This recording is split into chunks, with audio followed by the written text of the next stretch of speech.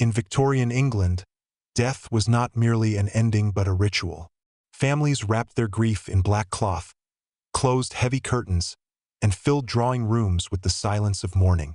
Yet among these rituals, one tradition stood apart, chilling in its intimacy: the post-mortem photograph.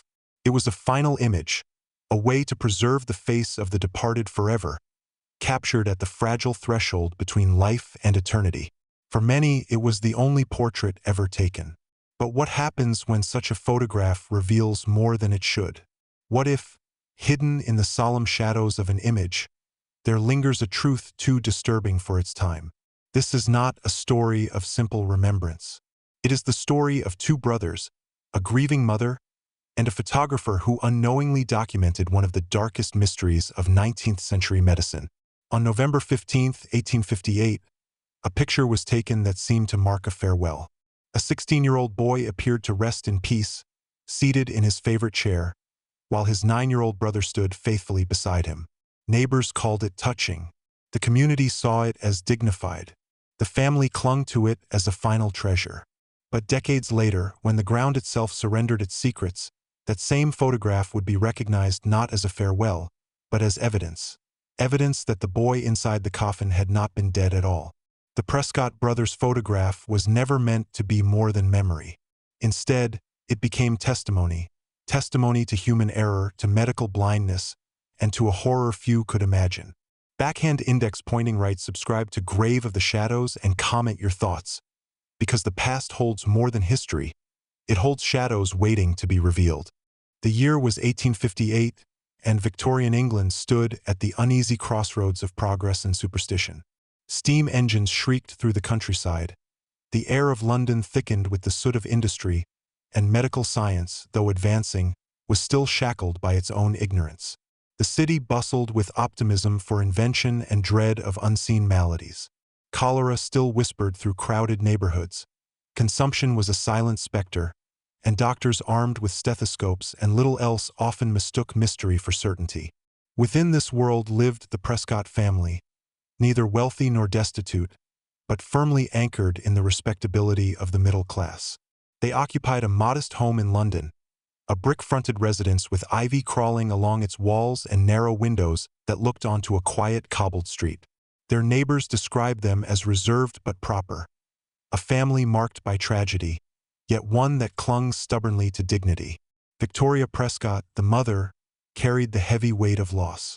3 years earlier, her husband had been killed in a carriage accident, an event that shattered her fragile spirit. Those who knew her remarked upon her delicate health, her long absences, and the vacant expression that sometimes lingered in her eyes. Though present in body, her grief often pulled her away from her surviving children, leaving the household to the guidance of her eldest son. That son was Herbert Prescott, just 16, but already burdened with responsibilities that belonged to a man twice his age. Neighbors and colleagues at the accounting firm where he worked as an apprentice spoke of him with admiration. Intelligent, disciplined, and unusually mature for his years, Herbert became both provider and protector. For George, his younger brother, he was not simply a sibling. He was father, teacher, and guardian. George, only 9 years old, adored Herbert with the unshakable devotion of a child who had already lost too much. To him, Herbert represented stability in a world made uncertain by loss.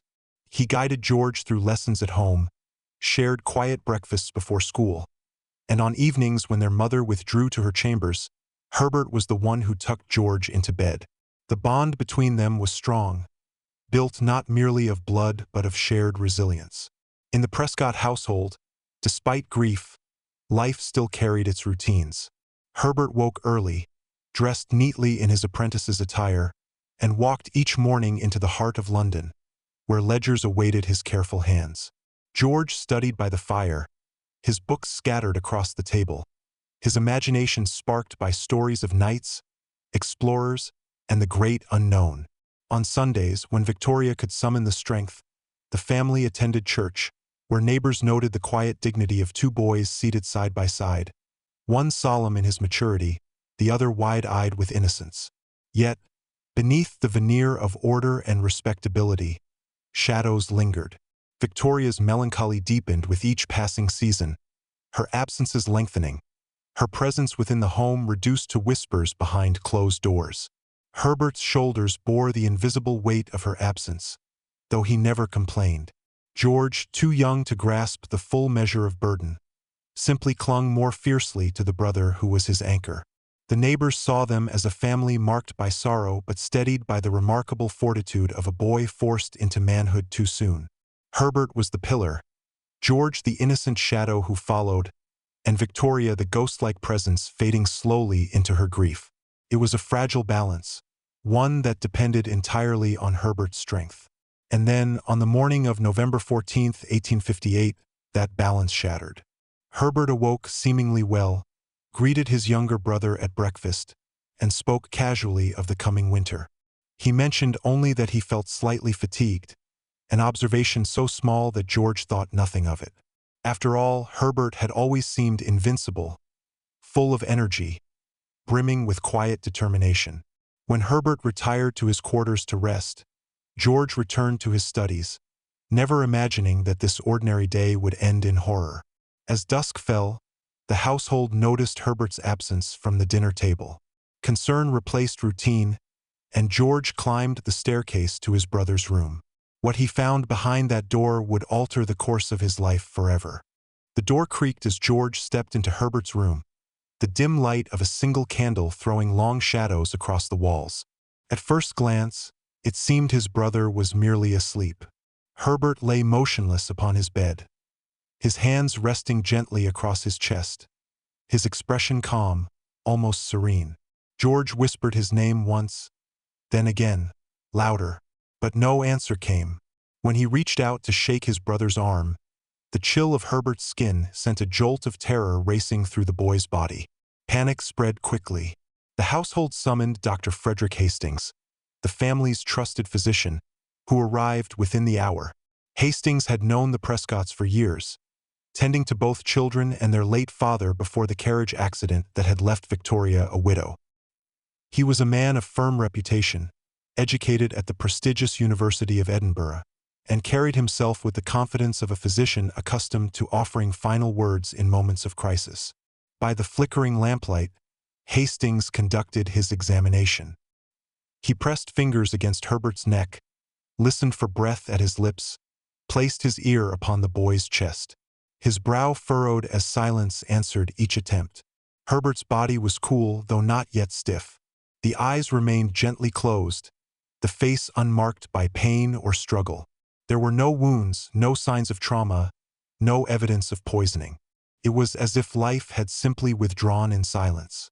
Hastings, after repeated tests, declared what seemed undeniable. Herbert Prescott was dead. He noted the absence of pulse, the cessation of breath, the cooling flesh. With solemn voice, he spoke the verdict that would echo in the family's memory forever. Sudden death by indeterminate natural cause. George, only 9 years old, stood trembling as these words fell into the silence. He could not comprehend how his brother, strong and full of life that very morning, could vanish into death by evening. He clutched his mother's hand, though Victoria herself seemed more ghost than guardian, staring blankly into the distance, lips quivering but silent. Her grief, layered upon grief, broke her fragile composure. She collapsed into her chair, overcome by the cruel return of death to her home. Neighbors, alerted by the physician's carriage, gathered quietly outside. Whispers passed through the street. How could such a healthy young man perish without warning? Some muttered about hidden ailments, others spoke of divine will. Within the Prescott household, however, speculation gave way to ritual. The doctor recommended burial within 48 hours, in accordance with sanitary protocol. The family, stunned and disoriented, accepted his guidance without question. Yet Hastings himself recorded a curious note in his private ledger. While Herbert's vital signs were absent, he remarked upon the unusual warmth that lingered longer than expected, and the faint rosy tint that colored the boy's cheeks. Still, he dismissed these anomalies as remnants of good health and youthful circulation, fading signs of a body only recently stilled. To him, it was not enough to challenge the conclusion of death. Preparations began swiftly. Neighbors offered assistance, and the family home filled with the somber rustle of black garments and whispered prayers. A coffin was ordered, and Herbert was dressed in his best suit, the same attire he wore to church, his hair neatly combed, his hands gently folded across his chest. Victoria watched silently, detached from the scene, her grief so deep it numbed her voice. George, however, could not be parted from his brother's side. He lingered near the body, whispering to Herbert as if he might yet answer. On the morning following the declaration, a family friend arrived with a suggestion that would alter the course of history. James Morland, a respected photographer, offered to capture a final image of Herbert. In the age before abundant photographs, such portraits were treasured as sacred relics of remembrance. For families stricken by loss, it was often the only way to preserve forever the likeness of a departed child or sibling. Victoria, though nearly incapacitated by grief, agreed. The photograph, Morland assured, would offer dignity, comfort, and a lasting memory. Herbert would not be forgotten. George, too, would have something to hold onto as years carried him further from his brother's presence. Thus, the stage was set for a ritual that was both customary and intimate. Yet beneath the solemnity of this decision lay a darker truth. For though Dr. Hastings had pronounced Herbert dead, the faint warmth in his body, the rosy hue of his cheeks, and the unnatural stillness of his repose were signs of something else entirely, signs that history would later interpret not as death, but as a temporary prison of the living mistaken for the grave. The Prescott family could not know it then, but the photograph they were about to commission would capture more than memory. It would capture evidence of a nightmare. A boy entombed in silence, a brother destined to discover only decades later that death had been misread. The morning of November 15, 1858, dawned gray and cold. A mist clung to the narrow London street where the Prescott home stood, muffling the sound of carriage wheels and footsteps. Inside, silence hung heavy, broken only by the creak of floorboards as neighbors moved quietly in and out, assisting the grieving family. By mid-morning, James Morland arrived, his heavy camera and glass plates strapped carefully in wooden cases. He was a man known in the community for his dignified post-mortem portraits, a practice that, while unsettling to some, was deeply valued in a world where death often came swiftly and unexpectedly. Morland entered the Prescott home with quiet respect. He had photographed infants, mothers, fathers, faces preserved after breath had ceased.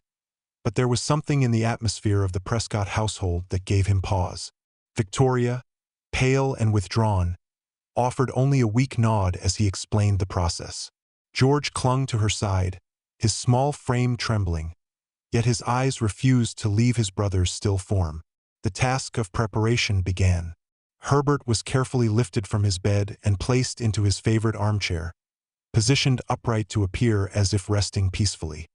His best suit, dark and formal, had already been fitted, and his hair combed neatly back. Morland adjusted his posture, tilting the chin slightly, smoothing the jacket, arranging the hands. He worked with the precision of both artist and undertaker, ensuring that Herbert's appearance carried dignity rather than despair. George was then guided to stand beside his brother, one hand placed gently upon Herbert's shoulder. The boy's expression was solemn, his eyes wide with grief, but obediently he followed the photographer's instruction. The contrast was stark. One brother rigid in silence, the other trembling but alive, bound together in a frame meant to capture permanence. The camera was set. In 1858, photography was no casual affair. Morland unfolded the tripod, mounted the large box camera, and prepared the glass plate with chemical precision. Exposure times were long, several minutes in which subjects had to remain still. George, though restless, froze beneath Morland's gaze, whispering softly under his breath as if speaking to Herbert, words too faint for anyone else to hear. When the shutter finally closed, the image was captured. A boy in the prime of youth, dressed in his finest, seated in repose, with his younger brother standing faithfully beside him. To the Prescott family, the photograph would be a final comfort, a keepsake to preserve Herbert's presence long after the grave claimed him. Yet Morland's own notes, discovered decades later in his personal journals, revealed something unsettling. He recorded an observation that struck him as unusual. Herbert's face carried a faint rosy coloration, warmer than he typically saw in the deceased. The lips were not pale but retained a strange fullness, the skin around the cheeks suggesting circulation that had not yet entirely ceased. At the time, Morland dismissed it as the residue of youth and the freshness of death. But history would prove otherwise. For George, the photograph became a talisman. He gazed at it often in the weeks that followed, his small fingers tracing the outline of his brother's face. To him, Herbert looked less like one departed and more like one resting, poised to awaken. That sense of expectancy never left him, even as years passed and the image remained the family's most cherished possession. What none of them could have known was that this photograph, meant to preserve memory, had captured a living truth mistaken for death. In Herbert's half-closed eyelids, in the faint tension of his jaw, in the warmth Morland observed but ignored, lay silent testimony that the boy had not yet fully crossed the threshold. The evidence of life was there, hidden in plain sight, but unseen by those bound to the rituals of their age. By 1919, more than 60 years had passed since Herbert Prescott was laid to rest. The world had changed. London had grown into a sprawling industrial city, the old streets lined with new factories, and the echoes of the Great War still lingered in every neighborhood. In that same year, the local cemetery where Herbert had been buried underwent renovations. Graves needed to be relocated to make space for soldiers who had perished in France, and it was during this process that the secret long buried with the Prescott family clawed its way back into the light. The task fell to Dr. Horace Fairchild, a pioneering forensic pathologist recently returned from France, where he had honed his skills identifying the countless war dead. Unlike many of his Victorian predecessors, Fairchild possessed the tools and training of a new scientific age. His eye was sharp, his methods precise, and his curiosity unflinching. Among the many coffins exhumed, one in particular drew his attention. The coffin of Herbert Prescott, buried in 1858, preserved far better than expected by the quality of its oak and the soil that had shielded it. When the lid was pried open, Fairchild expected to find a skeleton lying in quiet repose, arms folded neatly across the chest in accordance with tradition. Instead, what greeted him was a scene of unmistakable horror. The skeleton was twisted and contorted, no longer at rest but caught in a posture of violent struggle. The arms were extended upward, fingers clawing toward the coffin lid, as though Herbert had fought with his final strength to escape. The lid itself bore the proof. Deep gouges, carved into the wood by human nails, ran in frantic lines across its surface. Fairchild examined the marks closely, noting how they cut into the grain, desperate and raw. Embedded within some of the grooves were small fragments, splinters mixed with traces of what had once been fingernails. The conclusion was undeniable. Herbert had awakened inside his coffin. The bones of the hands told the same story. Several phalanges were fractured, the kind of breaks caused not by accident but by repeated, violent pressure. The fingertips bore signs of wear, as though they had scraped and clawed against the unyielding wood for hours. The fabric of Herbert's burial clothes was torn, scattered in pieces that suggested thrashing and movement. Every detail screamed of a desperate attempt at escape. Fairchild's analysis grew even more chilling when he examined the skull. At the base, tiny fractures radiated outward, fractures he identified as the result of extreme arterial pressure. Panic, suffocation, and terror had driven Herbert's body into a state of such stress that even his skull had borne the mark of it. These were not the features of a peaceful death but the signatures of a living being trapped in a coffin, fighting until breath and strength gave way. His official report, filed in the archives of the Royal Institute of Medicine, was stark in its language. The evidence is unequivocal. Subject Herbert Prescott was not dead at the time of burial. He experienced a state of suspended animation, misdiagnosed as death, and regained consciousness within the coffin. Death followed not from illness, but from asphyxiation and exhaustion. The revelation cast the old photograph in an entirely new light. Modern experts, consulted after Fairchild's discovery, returned to Morland's haunting image. magnified under the scrutiny of 20th-century science. Details emerged that had long gone unnoticed. The slight coloration in Herbert's face, the faint fullness of his lips, the subtle tension around the eyelids, all now appeared not as remnants of death, but as traces of lingering life. Even more disturbingly, careful digital enlargement of the photograph decades later revealed that Herbert's eyes were not fully closed. Beneath the lowered lids was the suggestion of muscular tension, a subtle resistance inconsistent with true lifelessness. The image, once cherished as remembrance, became damning evidence of a mistake so grave it defied comprehension. For the Prescott family, however, these revelations came far too late. George had died in 1923, never knowing the truth of his brother's final moments. His children inherited both the photograph and the story, but by then the facts had transformed into whispers, half-believed family legends. Only with Fairchild's forensic revelations did the true horror become undeniable. Herbert Prescott had been buried alive. This discovery did more than rewrite a family's history. It exposed the frailties of Victorian medicine, where doctors, though respected, lacked the means to detect certain conditions. Herbert's death was not the result of disease but of a rare neurological state known as catalepsy, a suspended animation in which pulse and breath slowed so faintly that even the trained ear of Dr. Hastings could not detect them. In 1858, such errors were tragically common. The photograph, therefore, was no longer a sentimental relic. It was evidence, a frozen witness to a misdiagnosis that condemned a boy to one of the most terrifying deaths imaginable. The scratch marks in the coffin told the rest of the story, a story too cruel for the family to have ever conceived. Forensic scholars would later describe the Prescott case as one of the most haunting examples of premature burial ever recorded, a case that forced medicine to confront its limitations and inspired reforms in how death was declared. But for those who first read Fairchild's report in 1919, the response was simpler: horror, disbelief, and the grim realization that the photograph hanging in the Prescott home had always been more than a portrait. It was a silent scream, overlooked for decades. The revelation of Herbert Prescott's premature burial sent ripples through the medical community of the early 20th century.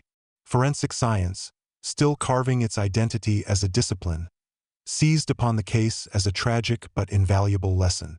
Dr. Horace Fairchild's findings did not merely uncover one boy's fate. They exposed the fragile line between life and death as understood by Victorian medicine. Modern specialists quickly identified the likely culprit, a rare neurological state known as catalepsy. This condition, even today poorly understood, is characterized by sudden muscular rigidity, shallow breathing, and an almost imperceptible pulse. To the untrained eye, and even to trained physicians lacking advanced instruments, patients appear lifeless. In the dim candlelit rooms of 1858, with only touch and ear pressed to chest as diagnostic tools, such a state was indistinguishable from death. Dr. Joseph Carraway, a 20th-century researcher in historical forensic medicine, summarized the Prescott case bluntly: Herbert Prescott did not die on November 14, 1858. He entered a state of catalepsy. His physician, though competent, lacked the ability to detect the faint signs of life. The boy was buried not because death claimed him, but because medicine misread him.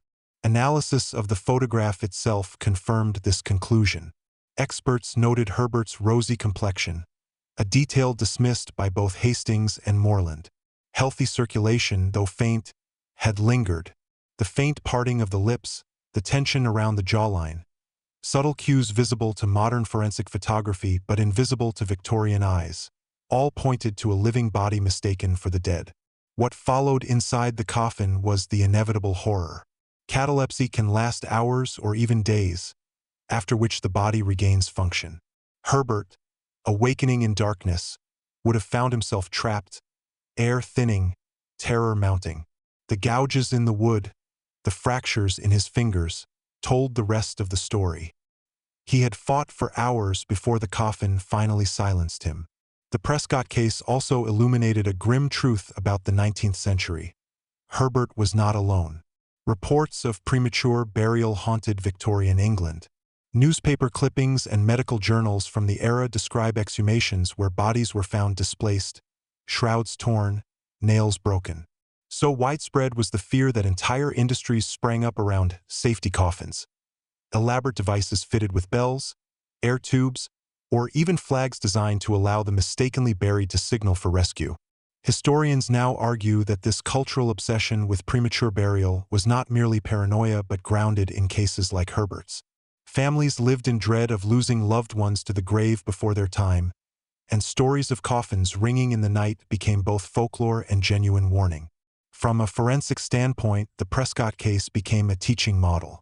Medical universities cited it as a cautionary tale, underscoring the necessity of rigorous death confirmation. In the decades following Fairchild's report, hospitals adopted new practices. Extended observation periods before burial, multiple physicians required to sign death certificates, and experimental methods of detecting faint life signs. Even the crude practice of placing a mirror before the nostrils, watching for the faintest condensation, gained renewed respect as a safeguard against error. Yet the case also carried philosophical weight. What does it mean to be alive when all visible signs have ceased? Herbert existed in a liminal state, neither fully dead nor recognizably alive. His tragedy highlighted the limits of human perception, exposing the gap between appearance and reality. For many scholars, the Prescott case was not only a forensic milestone but a reminder of science's humbling boundaries. Modern neuroscience has continued to revisit Herbert's story, linking it to broader studies of near-death experiences and altered states of consciousness. Some researchers suggest that Herbert may have experienced terrifying awareness during his confinement, trapped in a body that would not move, lungs straining for air. Others speculate that his mind, in its final hours, may have drifted into hallucination or dreamlike states, a cruel defense against unbearable reality. What is certain is that Herbert's final struggle became more than a personal tragedy. It shaped medical practice, reinforced cultural fears, and provided modern forensic medicine with one of its earliest case studies in diagnostic failure. To this day, the Prescott case is referenced in medical history as a landmark example of why certainty in declaring death must be pursued with the greatest caution. For the Prescott family, however, none of this could undo the past. George Prescott lived and died without ever knowing his brother's true fate. The photograph, which had hung in his living room as a cherished relic, was transformed posthumously into evidence. A haunting reminder that the line between life and death is thinner than any family could bear to imagine. The revelation of Herbert Prescott's fate did not remain confined to medical journals or forensic archives. It seeped into the culture of the time, feeding fears, shaping rituals, and inspiring stories that still haunt the modern imagination. In Victorian England, death was never far from daily life, and the possibility of premature burial transformed mourning into a realm of dread. Already during Herbert's era, tales of the buried alive circulated widely. Newspapers eagerly reported each discovery of disturbed coffins or bodies found in unnatural positions. The Prescott case, when finally documented in the early 20th century, offered chilling confirmation that these stories were not merely the products of superstition. They were rooted in grim reality. This reality fueled a strange industry, the safety coffin trade. Across Britain, inventors rushed to patent devices designed to prevent tragedies like Herbert's. Some coffins featured bells connected to strings tied around the corpse's fingers. Others included air pipes, flags, or even ladders, enabling the mistakenly buried to signal for help. While many mocked such contraptions as eccentric, their very existence revealed a widespread terror that families could not shake. Advertisements for these coffins promised reassurance, a final insurance against the most horrifying of fates. Literature, too, absorbed the dread. Edgar Allan Poe, though American, became a favorite among Victorian readers precisely because of tales such as the premature burial. Though written before Herbert's discovery, Poe's story resonated even more strongly once cases like Prescott's confirmed that such horrors were real. Gothic fiction thrived in this atmosphere, its themes of entrapment, confinement, and the fragile boundary between life and death reflecting a society anxious about its own limitations. Artists and philosophers also turned to the subject. To them, Herbert's photograph represented more than medical tragedy. It was a symbol of humanity's vulnerability before the mysteries of existence. The serene face captured in that image embodied the paradox of death misread. Stillness mistaken for finality, life hidden beneath the mask of repose. Scholars debated the photograph as both cultural artifact and unintentional evidence, an image that blurred the line between remembrance and testimony. The influence extended into funeral practices. By the late 19th century, families increasingly demanded waiting periods before burial. Hospitals introduced more rigorous examinations, and coroners received new authority to delay interment until death was confirmed beyond doubt. These changes, though gradual, saved countless lives. Herbert's case, studied in medical schools and whispered in parlors, helped drive this cautionary shift. Even in folklore, the story lived on. Local legends spoke of voices from graves, of bells tolling in the night, of children claiming to hear faint scratching beneath the earth. While skeptics dismissed such accounts, the Prescott case gave them a chilling plausibility. Villagers who had once mocked the idea of the living dead now shuddered at the thought that someone from their own community had endured exactly that fate. In the decades that followed, Herbert's name became a reference point for reformers. Medical historians cited his case as proof that human knowledge, however advanced it seemed, was fragile and incomplete. Writers of Gothic fiction drew inspiration from the image of a boy mistaken for dead, his fate a cruel blend of innocence and horror. Families, meanwhile, clung to new safeguards. Mirrors held to nostrils, extended vigils by the bedside, traditions born of fear but rooted in compassion. The cultural impact of the Prescott case can still be traced in modern fascination with premature burial. Films, novels, and academic studies revisit the theme again and again, often referencing 19th-century examples as touchstones of dread. At the center of this enduring legacy remains the photograph. Two brothers captured in a single frame, one alive, one thought to be dead, both unknowingly part of a tragedy that would echo through history. For the Prescott descendants, the legacy was bittersweet. What had once been a cherished family keepsake became a source of uneasy pride and sorrow, a reminder that their ancestors' image had taught medicine lessons written in suffering. The photograph was displayed in exhibitions, studied in museums, and published in forensic journals, ensuring Herbert's struggle would not be forgotten. Thus, the cultural memory of Herbert Prescott extends far beyond a single London household. His story became part of the broader Victorian struggle to confront mortality, ignorance, and the fragile line between life and death. It is a story that continues to unsettle because it is more than legend. It is truth, preserved in wood, bone, and silver nitrate, a truth that forced society to confront both its fear and its failure. The story of Herbert and George Prescott lingers not because it is dramatic, but because it is painfully human. At its heart lies a simple truth. A family believed they were saying farewell, when in fact they were witnessing a mistake too great to imagine. The photograph that once symbolized comfort transformed into evidence, carrying across decades the silent voice of a boy whose struggle was buried with him. Every detail, the rosy tint of Herbert's face, the faint parting of his lips, the tension in his eyelids, was there from the beginning. It was visible but unseen. Victorian science, limited by its tools and assumptions, could not read what the image revealed. It took 60 years and the meticulous eye of a pathologist to interpret the signs correctly. In that sense, Herbert Prescott became more than a victim of his time. He became a teacher, his suffering exposing flaws that medicine would be forced to address. But beyond medicine, the story raises questions that echo into our own age. How much do we trust the certainties of science? How often do we accept appearances without probing deeper? Herbert's fate reminds us that knowledge is always provisional, that certainty often hides error, and that the cost of human mistakes can be unbearable. For George, the younger brother, the truth never arrived. He lived and died believing in a peaceful farewell. Perhaps that ignorance was a kind of mercy, sparing him the nightmare of imagining Herbert's final hours. Yet his presence in the photograph, his hand resting gently on Herbert's shoulder, remains one of history's most poignant images of love and loss. Two brothers, captured in a moment that was both farewell and unspoken tragedy. Today, the Prescott photograph hangs not in a family parlor but in the archives of history. It is studied in medical schools, displayed in museums, and revisited in literature and art. Each time it resurfaces, it reminds us of the fragility of life, the fallibility of human judgment, and the persistence of mysteries we may never fully unravel. The true weight of the story lies not in its horror, but in its lesson, that even in error, humanity can learn. Herbert's struggle ensured that fewer families would endure the same fate.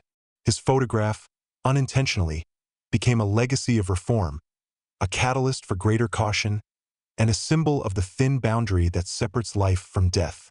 And so, as we look upon that haunting image today, we are confronted not only with a brother's grief or a mother's sorrow, but with the enduring question of what it means to live, to die, and to be remembered. Herbert Prescott, the boy buried alive, continues to speak, through wood scarred by desperate nails, through bones twisted in struggle, and through a photograph that captured more than it was ever meant to hold. Subscribe to Grave of the Shadows for more untold histories where silence hides secrets, and shadows preserve the truths that the living once overlooked.